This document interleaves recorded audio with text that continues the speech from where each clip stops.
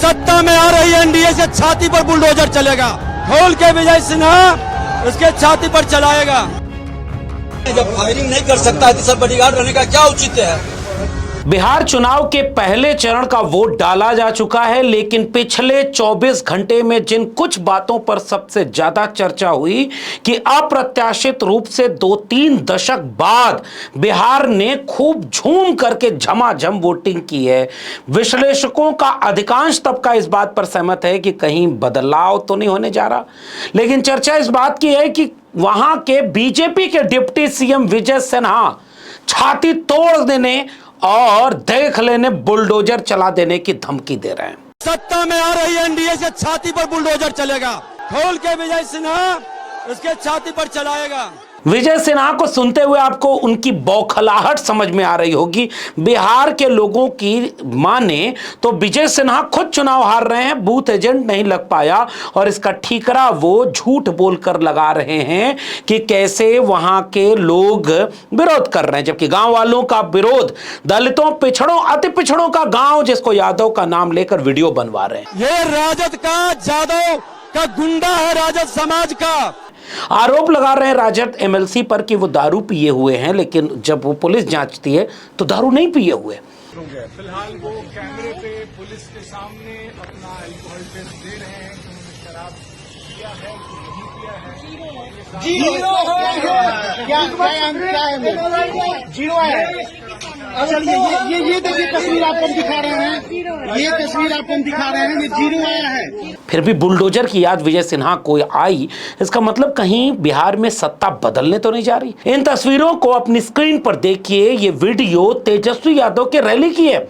Helicopter थक गया, हार गया तो गाड़ी से चल बैठे, लाइट चली गई तो ये मोबाइल की फ्लैश लाइट के बीच तेजस्वी यादव को सुनने हुजूम उमड़ पड़ा है।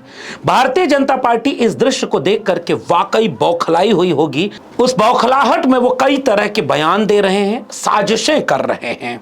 उन्हीं में से एक साजिश का पर्दाफाश आज हम करेंगे कि कैसे एसआईआर के नाम पर भी कैसे धोखा हुआ है और कई बड़े लोग भी 2-2 जगह वोट डालते हुए पकड़ाए गए।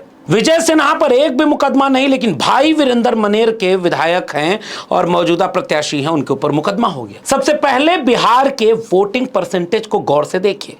लगभग 64% से ज्यादा का वोटिंग अब तक बिहार में बताया जा रहा है कि कुछ रिपोर्ट करिए कि साल 2000 के पहले ही होती थी। इतने दिनों बाद जब ये झूम करके बिहार ने वोट डाला है तो बिहार को समझने वाले विश्लेषक कह रहे हैं कि ये बदलाव का वोट है। जाने कितने वीडियोस ऐसी आई जिनमें नौजवान और तमाम लोग बिहार के ये कहते हुए सुनाई दे रहे हैं कि इस बार रोजगार के नाम पर वोट डालेंगे, पलायन रोकने के लिए वोट डालेंगे और एक मौका तो तेजस्वी को देना बनता है।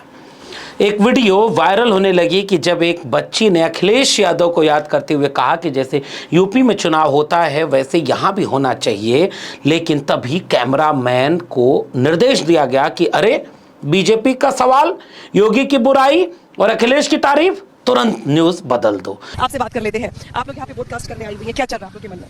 मन में वही चल रहा है, बस रोजगार, पलायन को रोकना, बिहार में थोड़ा और डेवलप हो बिहार, और क्या, और बिहार की तरह और भी जैसे हुआ है उत्तर प्रदेश वैसे डेवलप हो। वैसे यूपी की तरह बिहार डेवलप हो, ये चाहती हैं। यूपी में क्या पसंद आता है आपको जो चाहती है बिहार में भी?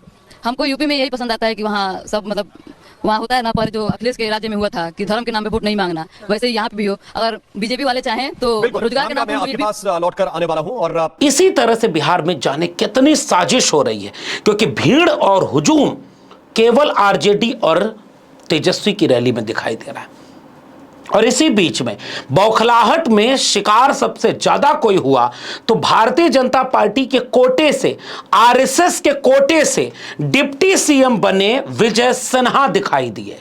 विजय सिन्हा की कुछ वीडियो कल से लेकर आज तक वायरल होती जा रही है। विजय सिन्हा गांव का दौरा कर रहे थे, लाव लश्कर पुलिस साथ में थी। गांव वालों ने विरोध किया, गांव वालों ने सवाल कर दिया कि उनके गांव को क्या मिला, तो विजय सिन्हा इतना नाराज हो गए कि धमकाने लगे, छाती तोड़ देंगे। इन गुंडों के छाती पर बुलडोजर चलेगा। खोल के विजय सिन्हा उसके छाती पर चलाएगा। छाती तोड़ने वाले इस बयान के बाद लोग इस बयान को ललन सिंह के बयान से जोड़कर देख रहे हैं, जिसमें वो हर घर से अनंत सिंह निकलेगा वाला बयान दे रहे हैं। और यहां तक कह रहे हैं कि समय आएगा, सरकार बदलेगी तो हम जवाब देंगे। ललन सिंह का घर से निकलने मत देना और वोट मत डालने देना, इस टाइप का जो धमकी थी। चुनाव के दिन उनका घर से निकले मत ही होना, उनका घर में बात कर दीजिए। आप बहुत अगर हाथ जोड़ तो कही हो कि तू चला हमने के साथ अपन वोट गिरावा और आके घर में। उस धमकी से जोड़ करके लोग विजय सिन्हा यानी डिप्टी सीएम के इस बयान को देख रहे हैं। उसके बाद वो फोन करके विजय सिन्हा पुलिस बुला रहे हैं। जरा देखिए उनकी वीडियो कितनी हास्यास्पद होती जा रही थी जब वो पुलिस बुलाने का काम कर रहे हैं। मैं इसी गांव में हूँ, समुच्चा भीड़ आगे आ रही है, आप स्पेशल फोर्स भेजिए, हम यही धरना पर बैठेंगे। और इतना ही नहीं, अपनी सुरक्षा में लगे सुरक्षा कर्मी को जो उनके चलते गोबर खाया हो, उसके शरीर पर गोबर का अंश दिख रहा है, उसको भी अनाप शनाप बोलने में विजय सिन्हा बिल्कुल शर्माए नहीं।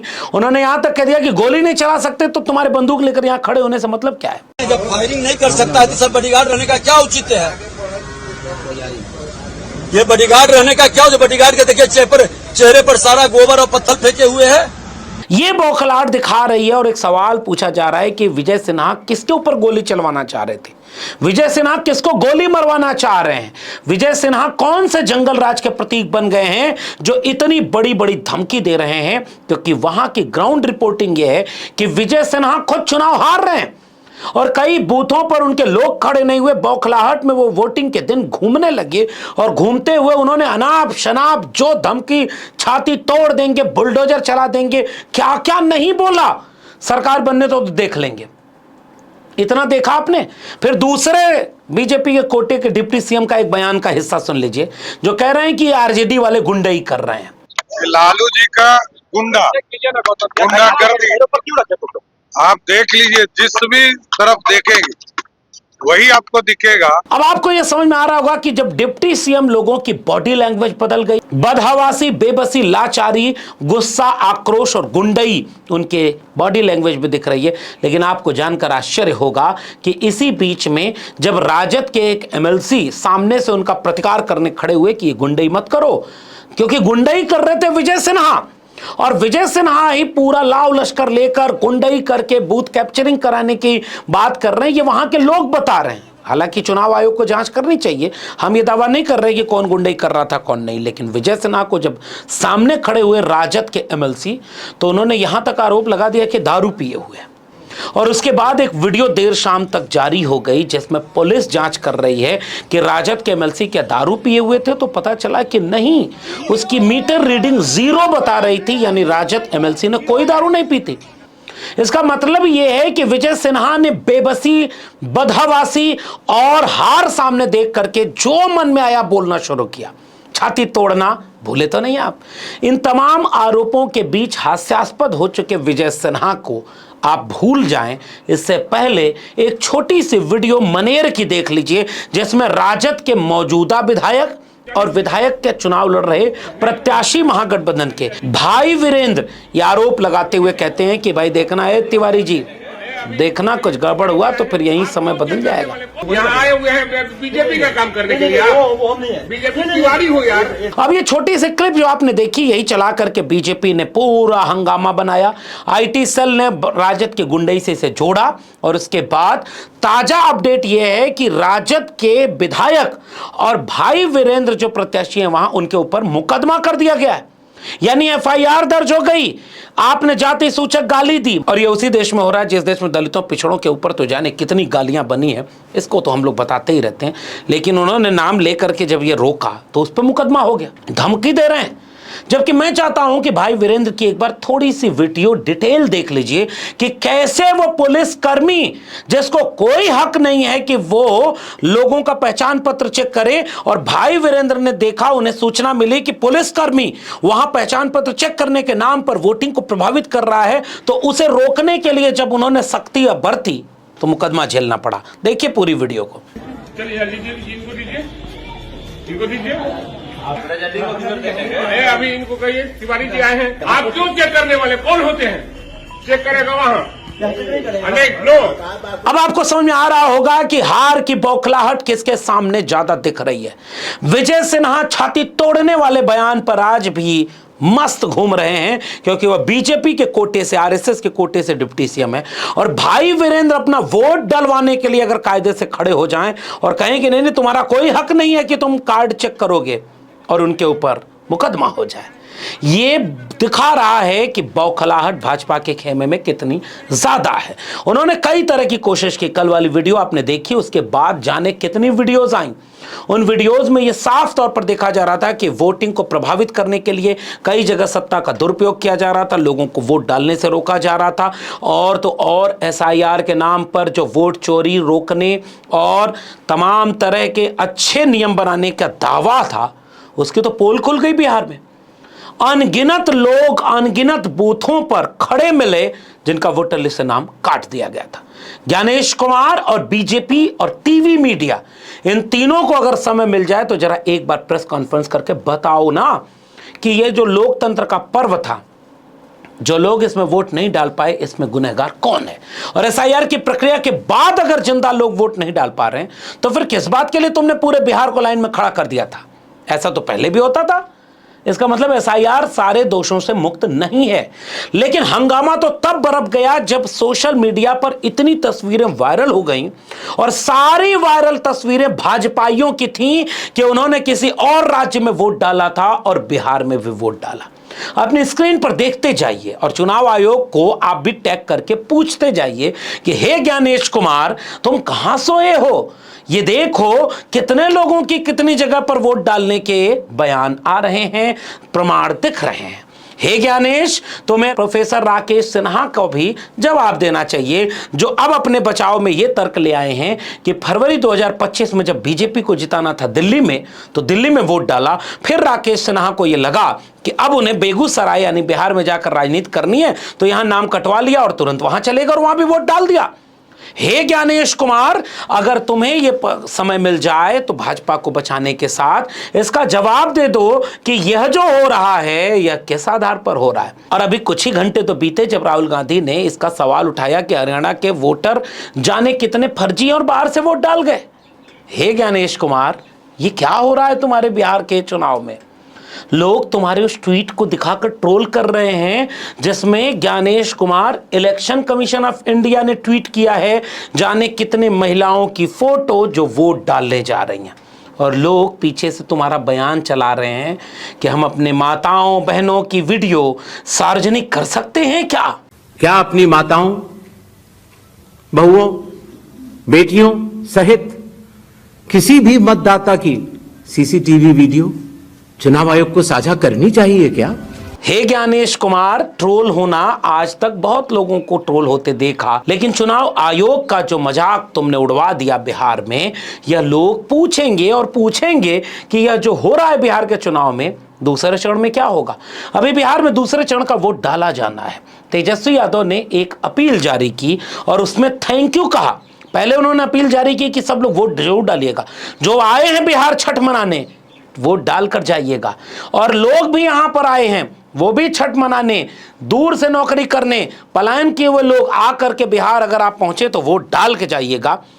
इस वीडियो की अपील मुझे लगता है बिहार के लोगों को ज्यादा दिखी, इसलिए जब वोटिंग परसेंटेज की बात आई तो यह पाया गया कि पिछले 2 दशक में सबसे ज्यादा वोट इस बार बिहार में पड़े, जिसका साफ इशारा देखा जा रहा है कि इस बार सत्ता परिवर्तन के लिए बिहार में वोट डाला जा रहा है और अधिकांश नौजवान नौकरी और रोजगार के लिए, पलायन रोकने के लिए वोट डाल रहे हैं।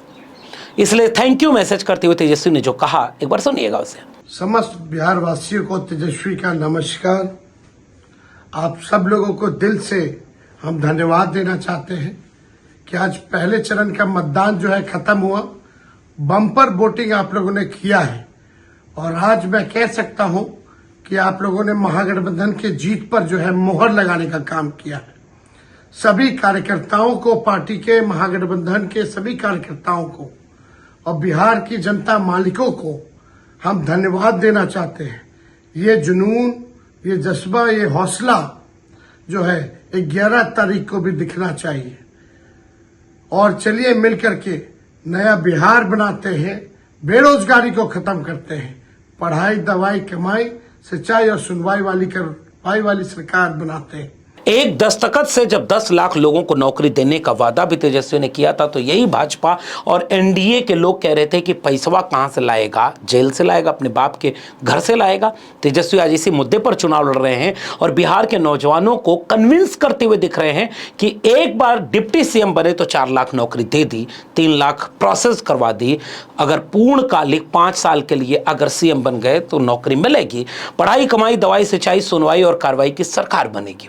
2025 में इसीलिए तेजस्वी ने इस नारे को कायम रखा और सबसे शानदार बात ये अप्रत्याशित भीड़, अद्भुत दृश्य, और यही दृश्य अगर बीजेपी के किसी नेता का होता तो अब तक मीडिया नोएडा से उठ करके पटना शिफ्ट हो गया होता और दिखाता कि बीजेपी का तूफान सुनामी क्या क्या आ गया। लेकिन वो भीड़ चूंकि तेजस्वी की रैली में है इसलिए सन्नाटा छाया हुआ है। क्या ऐसे में यह कहना ज्यादती होगी कि तेजस्वी ने पूरे बिहार का रुख बदल कर रख दिया है? तेजस्वी के नेतृत्व में एक बार भरोसा मांगने के लिए जो अपील की गई थी, क्या बिहार उसके लिए मन बना चुका है? अभी दूसरे चरण का वोट डाला जाना है और अभी पूरा समूचा खेमा प्रचार में लगा हुआ है, लेकिन अभी पहला चरण ये इशारा कर रहा है कि आज बिहार बदल रहा है। आप क्या मानते हैं इस पूरी बातचीत पर? नीचे अपनी टिप्पणी कमेंट बॉक्स में जरूर लिखिएगा। इस वीडियो में इतना ही। मेरे चैनल को अगर अब तक सब्सक्राइब नहीं किया तो जाते हैं तो चैनल को सब्सक्राइब करना मत भूलिएगा। बेल आइकॉन यानी घंटी के बटन दबाएंगे तो अगले वीडियो की सूचना मिलेगी। ज्वाइन करेंगे तो हमें ताकत और हिम्मत मिलेगी। अगर आप इस वीडियो को ट्विटर यानी एक्स या फेसबुक पर देख रहे हैं तो डॉक्टर लक्ष्मण यादव को सब्सक्राइब या फॉलो करना मत भूलिएगा। फिर मिलेंगे, तब तक के लिए बहुत बहुत धन्यवाद।